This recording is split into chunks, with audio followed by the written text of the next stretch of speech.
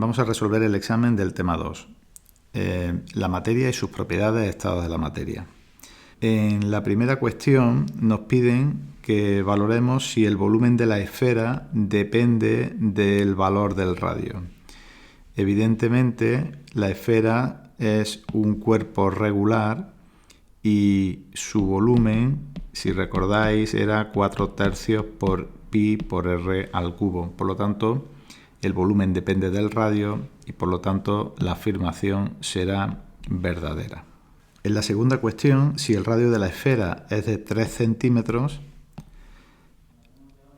el volumen no puede ser 3 centímetros cúbicos. Sin más que sustituir en esta expresión el valor de R, es decir, 3 centímetros, pues nada más que 3 centímetros al cubo es igual a 27. 27 por pi por 4 entre 3 no es igual a 3. Por lo tanto, esta afirmación es claramente falsa.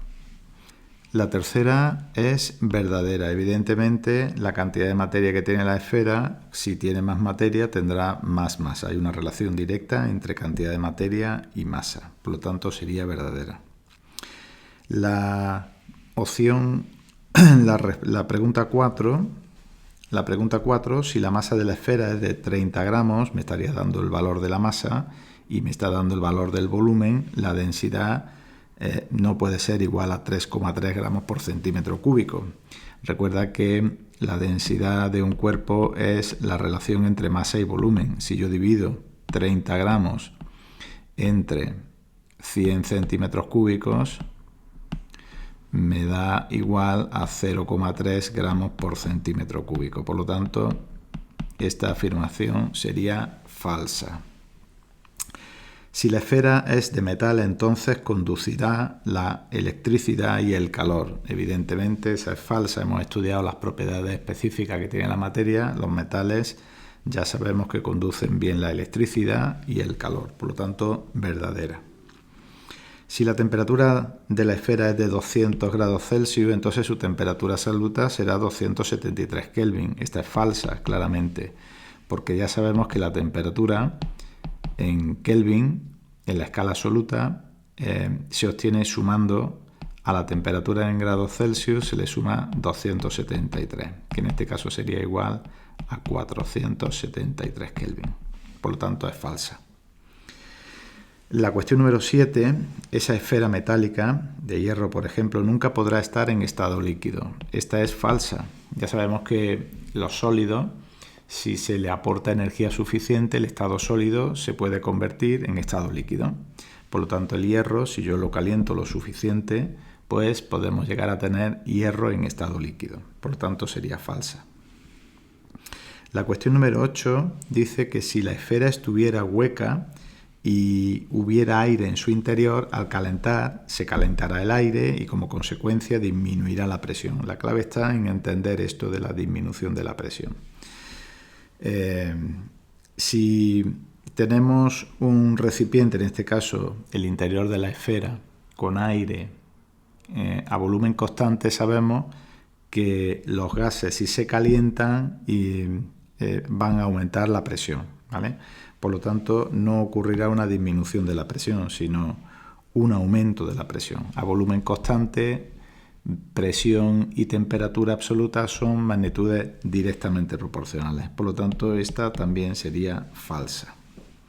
Si la esfera está muy fría, el vapor de agua de la atmósfera se condensará en la superficie de la esfera. Esta es verdadera. Ya sabemos que el vapor de agua que hay en la atmósfera, vapor de agua, si se enfría, se condensa, pues verdadera.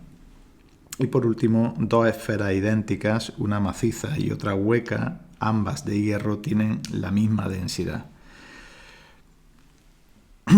Las esferas tendrán densidades distintas, puesto que tendrán masa distinta teniendo el mismo volumen, entendiendo que tienen el mismo volumen, al tener masas distintas tendrán densidades distintas. Por lo tanto, esta es falsa. En la segunda cuestión nos dan una figura de los posibles cambios de estado que presenta la materia. Ya sabemos que la materia se presenta en los tres estados, sólido, líquido y gaseoso, y que sin más que enfriar o calentar la sustancia, pues conseguimos los cambios de estado. Lo único que nos piden es que identifiquemos cada uno de esos cambios con su nombre y que los escribamos. Pues en este caso ya sabemos que vamos de izquierda a derecha, de sólido a líquido, hablamos de fusión. Esta es la misma imagen que está en el libro, por lo tanto simplemente había que estudiarse los nombres. De líquido a gaseoso hablamos de la vaporización. Y los pasos inversos, las conversiones inversas de gas a líquido, hablamos de condensación, y de líquido a sólido, solidificación.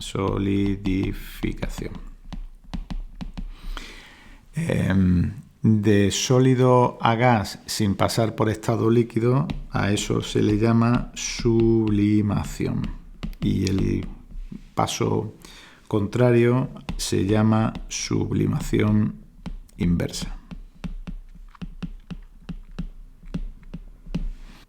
En la cuestión número 3 nos dicen lo siguiente, leemos y tratamos de comprender lo que se indica en el texto. Has estudiado que el agua líquida puede pasar a hielo. Claro, digamos que el agua líquida para pasar a hielo ya hemos visto que a eso se le llama solidificación. También podría pasar al estado gaseoso si le aportamos la energía suficiente para ello. Efectivamente, los líquidos pueden pasar al estado gaseoso. Esos cambios de estado ocurren para el agua a una temperatura característica. Hemos aprendido que esos cambios de estado, y esto es lo que nos pide la cuestión, ocurren siempre a una temperatura constante, característica de cada sustancia. Decíamos que eran propiedades específicas. ¿Qué nombre reciben? ¿Qué nombre reciben esas temperaturas? Pues para la conversión de líquido a sólido, a esas temperaturas se le llama temperatura de fusión o temperatura de solidificación. Solidificación, que ya sabemos que es la misma y que en concreto para el agua estamos hablando de la temperatura de 0 grados Celsius o lo que es lo mismo 273 Kelvin. La conversión de líquido a gas o de gas a líquido es la misma, se llama o se denomina temperatura o punto de ebullición. Y para el agua eso ocurre a 100 grados Celsius o lo que es lo mismo 373 Kelvin. Recuerda que la conversión entre las dos escalas termométricas, entre la escala absoluta y la escala Celsius, se hace esa conversión sin más que sumarle a la temperatura en grados Celsius la temperatura de 273. La cuarta cuestión, el cuarto ejercicio es pretende que calculemos la densidad de la esfera del ejercicio 1 y para eso me da los datos de volumen y masa. Además, nos piden que expresemos el resultado en unidades del sistema internacional. Muy bien, lo primero que tenemos que recordar es que la densidad es el cociente entre la masa y el volumen que tiene el cuerpo y ambos datos me los da el problema. Solo tengo que dividir 400 gramos entre 200 centímetros cúbicos. Sin más que hacer la división, podemos simplificar, quitamos 2 ceros y me queda 4 medios, que es igual a 2 gramos por centímetro cúbico. Esta sería la solución del ejercicio. Falta por convertir esa densidad a unidades del sistema internacional. ¿Cómo lo hacemos? Pues simplemente un cambio de unidades. Ya sabemos que para pasar la masa de gramos a kilogramos tenemos que dividir entre 1000 y para pasar de centímetro cúbico a metro cúbico pues tenemos que multiplicar por 1.000.000.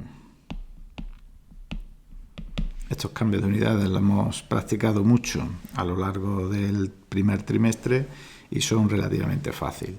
Observa que tenemos por aquí el valor de 10 elevado a 6 y 10 elevado a 3. Podemos simplificar 3 ceros arriba con 3 ceros abajo y me queda 1000. 1000 por 2, el resultado es 2000 kilogramos por metro cúbico. Este sería el ejercicio.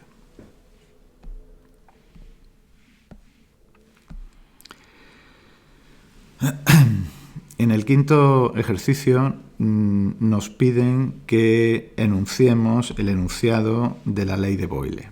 Bueno, ya sabemos que la ley de Boyle estudia los procesos a temperatura constante del estado gaseoso de un gas. Cuando modificamos el estado de un gas, recuerda que el estado queda definido por las tres variables P, V y T, presión, volumen y temperatura. Si realizamos un cambio en una de las tres variables, que no sea la temperatura, a temperatura constante, entonces tendremos una nueva presión que llamaremos P2 y V2. A esta la llamaremos P1 y V1. ¿Qué es lo que dice la ley de Boyle? Pues que en cualquier proceso isotérmico, que es el nombre que reciben estos procesos a temperatura constante, las magnitudes presión y volumen se mantienen constantes. Perdón, el producto de P por V se mantiene constante. Esto nos lleva a afirmar que un aumento de la presión implica un descenso del volumen. Y esto significa, o a la inversa, una disminución de la presión, un aumento del volumen. Es decir, que cuando disminuye el volumen, es decir, se comprime el gas, aumenta la presión, y que cuando el gas se expande hay una disminución de la presión.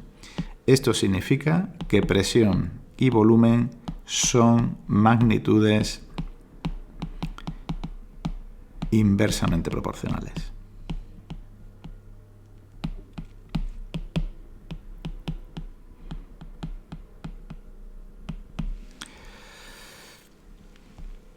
El enunciado de esta ley la tenéis en el libro de texto, la podéis consultar.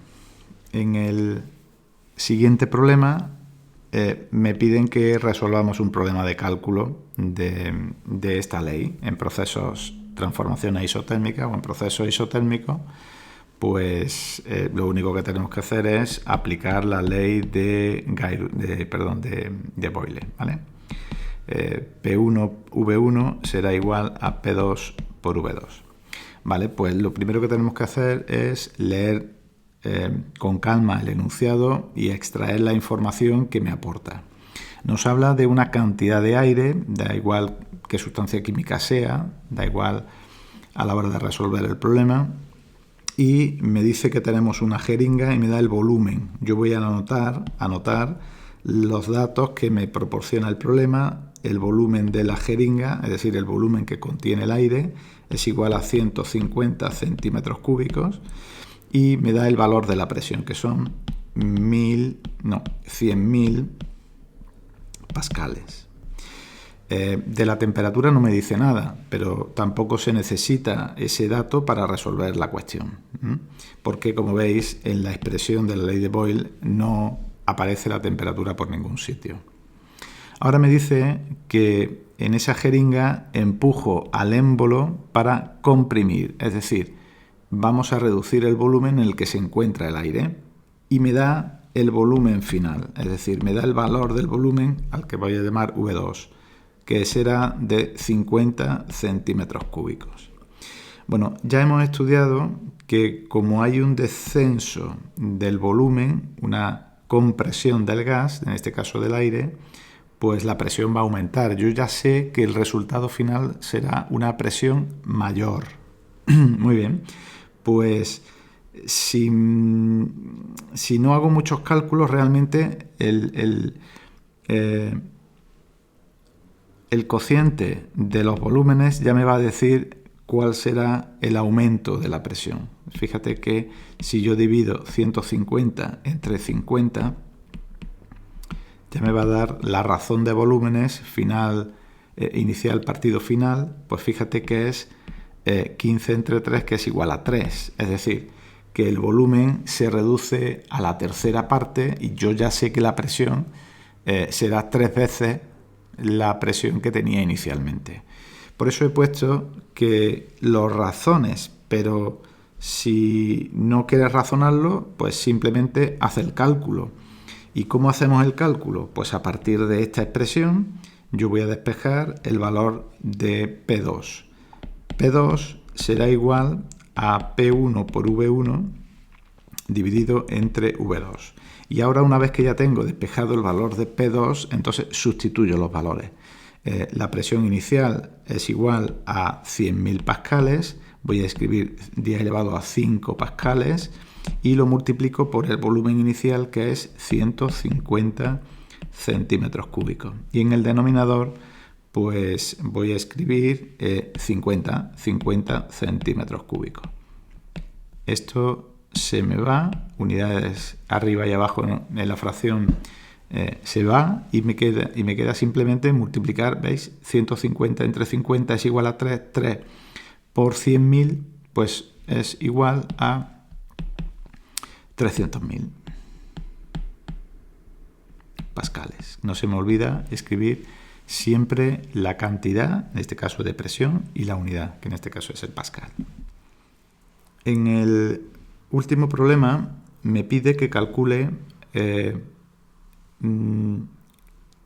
la misma situación anterior, es decir, la misma jeringa del problema anterior, que voy a calentar el aire de esta. Entonces vamos a pasar en las mismas condiciones de presión y volumen. La presión era 100.000 pascales y el volumen era 150 centímetros cúbicos. Este dato no será necesario, pero lo voy a indicar. La temperatura son 25 grados Celsius, que hay que pasarlo a Kelvin porque ya sabemos que en la ley de Gay-Lussac la expresión, la fórmula, digamos, las magnitudes, presión y temperatura absoluta es directamente proporcional y por lo tanto será igual a la presión final partido por la temperatura final. Volvemos a tener una ecuación con 4 magnitudes y si conocemos el valor de 3 de ellas podemos calcular la cuarta. En este caso lo que me pide es que calcule la nueva presión, por lo tanto la incógnita es la presión final. Despejamos de ahí P2, observa que T2 está en el denominador, pasa multiplicando a P1 y en el denominador tenemos T1. Por lo tanto, fíjate que lo que hace modificar la presión inicial es el cociente de las temperaturas absolutas. Y observa que como T2 es superior, es mayor que T1, el resultado que vamos a calcular, P2, será mayor que P1.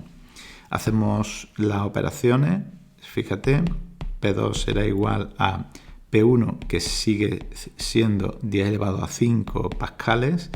La temperatura final hemos dicho que es 100, que son 373 Kelvin. Lo escribo por aquí, 373 Kelvin. Observa que siempre hay que indicar la cantidad y su correspondiente unidad. Y en el denominador tengo que escribir la temperatura inicial, que son 298 Kelvin.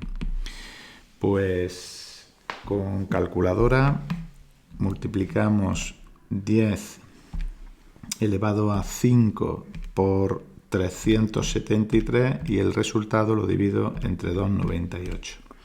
Esto es igual a 125.168 pascales. Está redondeado, ¿vale? Y por último, una gráfica, una representación gráfica de datos de presión frente a volumen de un gas contenido en un recipiente. Bueno, estas gráficas presión-volumen ya sabemos que corresponden a procesos isotérmicos y corresponde a una representación gráfica típica de la ley de Boyle. Bueno, ya sabemos que lo primero que tenemos que hacer cuando hagamos una gráfica es mirar con atención los valores que tenemos que trasladar a cada uno de los dos ejes. En este caso yo empiezo observando que los valores de presión oscilan desde el 1,3 hasta el 4,9. Es decir, el valor máximo es este. Me tengo que fijar siempre en los valores máximos, en este caso de presión. Eso significa que si la presión 0 está en este punto, el valor 4,9 tengo que situarlo lo más arriba posible. 4,9 y 5 están cerquita, pues entonces yo lo que voy a hacer va a ser tratar de colocar el 5 lo más arriba posible. Bueno, pues yo creo que si le doy, empiezo a contar cuadritos, por ejemplo, y voy a darle a cada 4 cuadros una unidad de presión. Observa que no voy a mirar cuáles son los valores que tengo que representar, solamente me fijo en el 4,9, ¿de acuerdo? Entonces, ahí tendremos el 1, 4 cuadritos por encima, ahí estará el 2, ahí, otros 4 cuadros, 2, 3 y 4, ahí estará el 3, aquí estará el 4 y aquí estará el 5. Muy bien. Y de la misma manera pienso en el eje donde voy a representar los volúmenes, ¿vale? Y me fijo en el valor máximo que tengo que representar. En este caso, el valor máximo es el valor 30 centímetros cúbicos. Bueno, pues para que la gráfica me salga lo más grande posible, trataré de que el número 30 esté lo más a la derecha posible. Una escala adecuada podría ser darle, aquí caben 30 cuadritos, por lo tanto, cada centímetro cúbico un cuadro, ¿de acuerdo? Puede ser una escala adecuada. Entonces vamos a contar 1, 2, 3, 4, 5, 6, 7, 8, 9. Ahí estará el 10, 2, 3, 4, 5, 6, 7, 8, 9 y 10. Ahí estará el 20 y 1, 2, 3, 4, 5, 6, 7, 8, 9 y 10. Ahí estará el 30, ¿de acuerdo? Esta va a ser nuestra escala. Fíjate que me pide que recuerda indicar las escalas que has utilizado en la gráfica. Entonces voy a escribir aquí en el eje de presiones para mi gráfica, cada 4 cuadros del papel voy a tener una atmósfera. Observa que la presión me la da en valores de atmósferas, que es una unidad de presión, y en el eje donde estoy representando el volumen, para mí cada 10 cuadros pues tengo 10 centímetros cúbicos, que sería lo mismo que indicar o que escribir que cada cuadro es 1 centímetro cúbico, da igual una cosa que otra, ¿vale? Son fracciones equivalentes. Bueno, una vez que hemos hecho las escalas en ambos ejes, lo único que nos queda es localizar los puntos que nos dan para representarlos. Empezaríamos, por ejemplo, pues por este mismo, por el primero, el 1,3 de presión y el 30 de volumen, 30 centímetros cúbicos. Observa que yo ya los he localizado, nos iríamos a buscar el valor 1,3, fíjate que en el eje de presión aquí tengo el 1, aquí tengo el 2, exactamente en la mitad tendré el 1,5, pues el 1,3 está un poquito por debajo. Y en cuanto a volumen, son 30 centímetros cúbicos, pues estaría ahí. Trazaría líneas discontinuas y en el punto donde se cortan, ahí tendríamos nuestro punto. Presión, volumen. Y de la misma manera, igual para el resto de puntos. Yo ya los he dibujado, los he localizado y una vez que ya están localizados esos puntos, lo único que tengo es que trazar de la manera más mejor posible pues la línea que pasa por esos puntos. Esa línea representa los diferentes estados por los que puede pasar el gas, valores de presión y volumen, y para todos ellos teóricamente el producto de P por V se mantiene constante. No lo he hecho para todos, solamente para uno de ellos, el primero. Fíjate que he multiplicado 4,9 atmósferas por 8 centímetros cúbicos, que sería este último punto, y observa que obtenemos 18,62 y las unidades atmósferas multiplicado por centímetro cúbico.